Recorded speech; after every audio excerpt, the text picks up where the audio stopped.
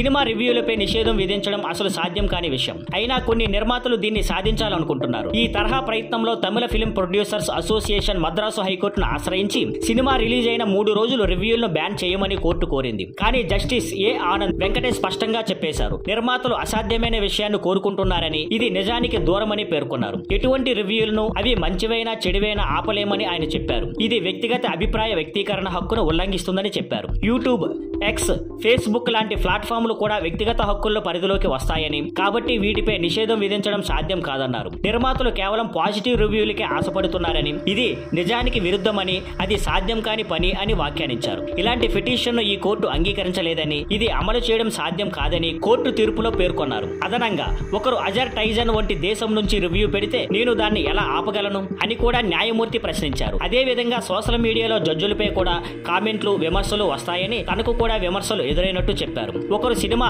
విమర్శిస్తే అందరూ అదే మాట వింటారనుకోవడం సరికాదు. ప్రతి ఒక్కరి అభిప్రాయం వేరే వేరే అవుతుంది అని ఆయన అన్నారు. ఇది తెలుగు సినిమా పరిశ్రమలోని కొన్ని నిర్మాతలకు కూడా పెద్ద షాక్ అవుతుంది. ఎందుకంటే వారు కూడా ఇలాంటి ప్రయత్నాలు చేయాలనుకున్నారు. భారత్ ఒక ప్రజాస్వామ్య దేశం. ఇలాంటి రివ్యూలు, అభిప్రాయాలను పంచుకోవడంపై నిషేధం విధించడం అసంబద్ధంగా, అవాస్తవంగా ఉంటుందని, నిర్మాతలు అసలు సమస్యలపై దృష్టి పెట్టాలని, ఈ తాత్కాలిక సమస్యల మీద పరుగులు తీయడం అవసరం లేదని చెప్పాడు.